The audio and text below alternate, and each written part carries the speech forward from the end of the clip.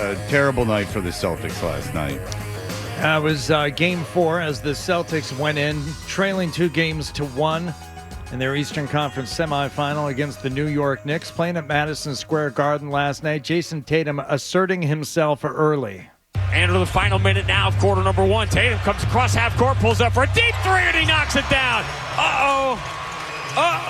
Jayson Tatum looks like he's feeling like Jayson Tatum tonight in Game 4. Jayson Tatum feeling like he's Superman. 12 in the first quarter, Celtics by 5. That was a crazy deep one.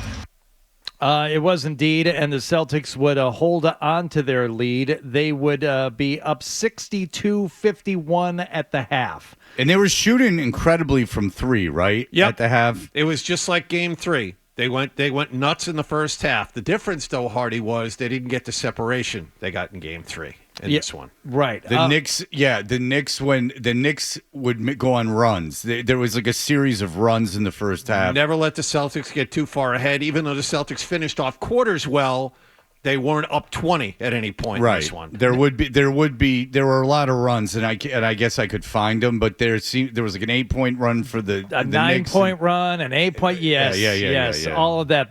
No, they never got it to 20. They never got it to 17. The biggest lead they got was in the third quarter. Comes away with it, falls down, gets to the Towns. Clean steal, but Tatum runs the passing lane, steps in front of Anunoby and picks it off the other way. Moves it to the left corner for a Derek White 3. Ooh, that's a killer, man. That's absolutely a killer. You make a steal like that in the open court, Tatum is doing it all right now. And Derek White's 3 would put them up 72-58, up 14 in the third quarter. Now, as we already mentioned, the Knicks would go on a series of mini runs that would finally get them back to a tie. Back and forth game. Here we hear the clutch player of the year. Josh Hart screen, moves to his left. White stays in front of him. Brunson right-hand dribble, free throw line. Exposes the ball near Tatum, but he keeps it. Turns, fades at 12 feet. Jumper's good. Tie game. Ooh. And he gets where he wants to go.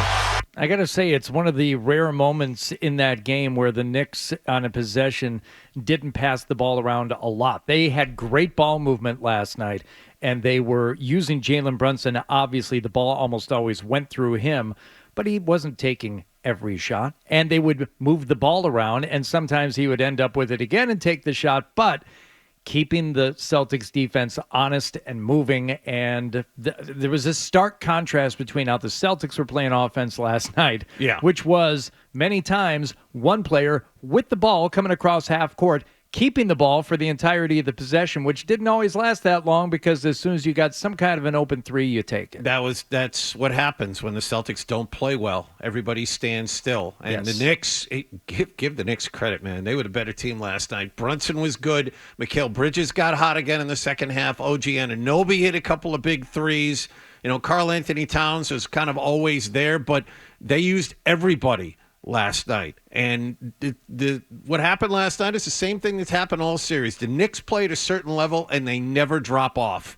And the Celtics can get hot and cold, but the Knicks always stay at that one level. And when the Celtics drop off, the Knicks take advantage. And like you said, well, when the Celtics are playing poorly, I think two things happen, John. Number one, there's a lot of standing around and some mini hero ball going on with whoever has possession at that moment. And also, they cough up the ball a lot. They lose the handle on shots, and that's what was happening as the Knicks took the lead.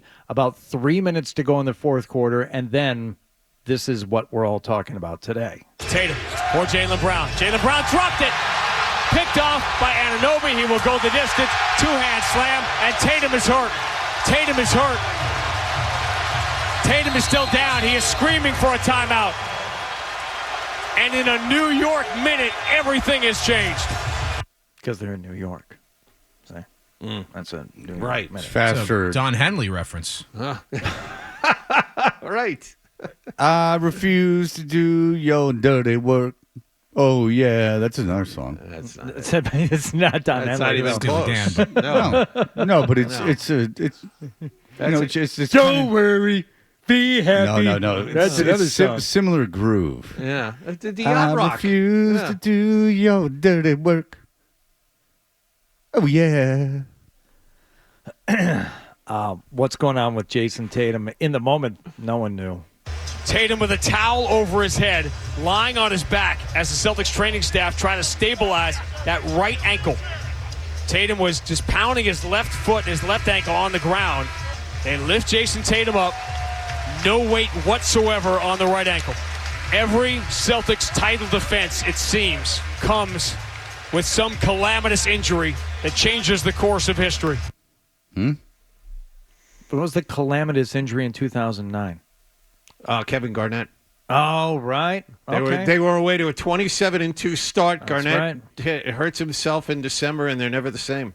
Okay. What happened last year? Oh, title defense. Yeah. Okay, title defense. Defense, Fred. Anyway, Jalen Brunson took advantage. They already had the lead. They were up 7 right before the steal. With 3 minutes left, the steal where Tatum ended up getting hurt, that put the Knicks up 9. I have zero confidence the Celtics were going to be able to somehow retake the lead and win that game. But just to be on the safe side, Jalen Brunson. 113-104 is the math. Jalen Brunson, step back 3. Got it.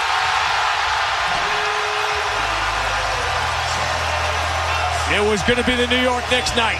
Yeah. They are going to style and profile to the finish. Yes, they were. That made it 116-104. They were going to win 121-113. And we'll talk a lot about the Tatum injury all morning, but something that bears mentioning, and Hardy, you brought it up beforehand, even with Tatum at full speed, and he did just about everything he could do last night. For everyone who, the few of you that are left are screaming that Tatum's not the guy, 42 points last night and single-handedly kept his team in the game. He was incredible. He was fantastic. For most, if not the entire evening. There were a couple of bad shots in there, but it's a terrible game for him to get hurt. I mean, any game would have been bad for him to get hurt, but this was like a real superstar. Like he's literally carrying the top team. 3 guy on the planet type of game. They were going to lose that game anyway. Yes. They were down 7 with 3 minutes to go when Tatum hurt himself. Yeah. They were going to lose anyway because Tatum had no help whatsoever. Derek White, I think scored 23 points. Most of that was in the first quarter. Yeah, I don't know why they moved away from him too. He was shooting so well from 3, and even I only was in the car for a little bit of the game, but Max was saying, like, why are you not getting the ball to Derek White? If you recall, Derek White started the game off. He couldn't miss from 3, like, and then he never significantly cooled off. Like I mean, maybe, and I don't think maybe the Knicks were doing something defensively. I highly doubt it. It just seems they moved away from Derek White. And your precious Peyton Pritchard. That's the epitome of the series right there. The Knicks got help from 3, 4, 5 different guys, and the Celtics did not. Right. And that's been the balance of the series. I mean, they got Mikal Bridges specifically to play the Celtics in the playoffs. Yes. Yeah. And he's been really, really good. The only one defensively the entire time, but offensively he's gotten hot at just the right time. The only player for the Knicks who didn't contribute offensively that you would think they would need in order to assert themselves like that was Josh Hart, who finished with 6. But Brunson, 39. Karl Anthony Towns, 23 for Mikal Bridges, and Anunoby had 20. Whereas after Jayson Tatum, Derek White was hot early, but that was early when he put up most of his 23. That was in the first quarter. But do the Knicks really need Josh Hart to score? They don't need Josh Hart to score. But he's not really. Like, they can win without him scoring. If he gives you 12 or 14, right. Sure. That's a game low that post and defense and rebounding for Josh. Yeah, Hart. right. Yes. I understand that he only had 6 points. Yeah. But I think if I'm Thibodeau, I'm like, if Josh Hart's scoring's maybe not. Yeah, if Josh Hart is taking a lot of shots, then something has gone wrong. Yeah. Yes. Al Horford, Drew Holiday, largely absent last night. Yep. Not a lot. 9 points between the two of them. Peyton Pritchard was doing a lot of the holding on to the ball himself. He was guilty as anyone of not distributing the basketball, moving it around. He doesn't suck. Stupid jerk. Kristaps Porzingis. He's not giving you much. He's missing layups, which is unfathomable to me. And you see, again, the contrast when one of the Knicks bigs gets down low, they either finish or they get the putback and they score. And Mitchell Robinson is the best offensive rebounder in the league. That's not, I mean, you could put Porzingis or anyone else out there. He just looks bad going for rebounds with Robinson getting those rebounds over him. Actually, I thought Porzingis was moving a little bit better last night. But he's been atrocious offensively. Yes. No, he has. He's not taking threes. He's lost in the offense. When he takes them, he misses Yeah, them. and he's getting bodied up when they try and post him at the foul line. He's clearly not all the way there. Well, and this also might not be the world's greatest matchup for him because the Knicks are long and athletic and pretty strong. Like I'm not positive this is his best matchup. Well, I mean, having said that, Josh Hart is guarding him most of the time. Right. Porzingis even missing his free throws last night. 3 of 6. Yep, missed back-to-back free throws at a key point in the game. So there you go. There's your final as the Knicks are now up 3-1 in the series, and Game 5 will take place tomorrow night in Boston, awaiting MRI results from Jayson Tatum, which will presumably take place this morning.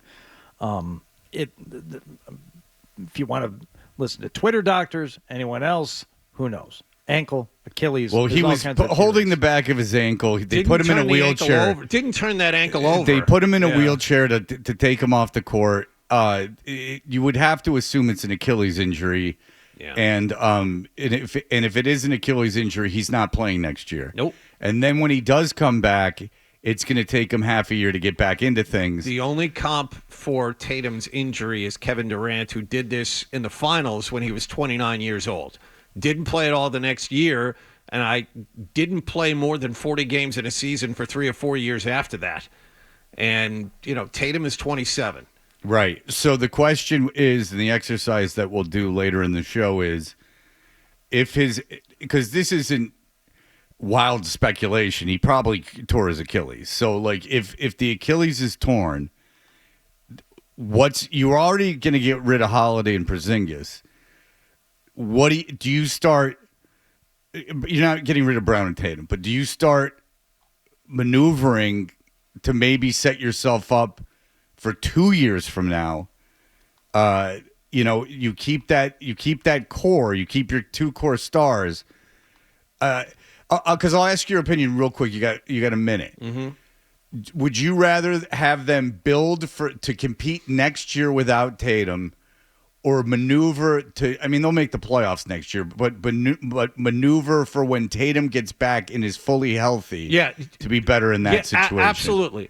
Same with me. Everything changed last night. Yeah. The trajectory of this franchise changed last night. We knew they were going to have to swap pieces in and out because of the salary cap problems, but Tatum being out next year, more than likely, and you can't expect him to be the Tatum you just saw last night when he returns. No, it's going to take a year and a half. It's going to take a year and a half for him to get right, and you have to figure that it's going to be, and whatever roster he comes back to isn't going to be the same one he just left. Yeah. Everything changed last night.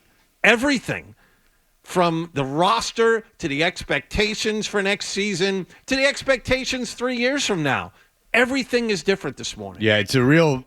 As for the Celtics fans, it's just a terrible, terrible scenario because you went from, all of us just assuming they'd be in the finals to that's not happening, and it's not going to happen next year and the year after. Getting replacements for these players, considering the cap jail you're in, getting replacements for Porzingis and Holiday, going to be a long struggle. Yeah, but that's not even the concern. This now I'm talking, Brown and Tatum are here. But everyone else, I'm moving. I'm seeing if I can get future assets so I can prepare to build a team and get cap space to get a team together for 3 years from now. Brad Stevens' timeline got moved up about 18 months last night. If you like that clip, check out more videos from Toucher and Hardy here. For more Celtics analysis and opinion, hit this playlist. And for all the latest from the Sports Hub, download the app at 985thesportshub.com.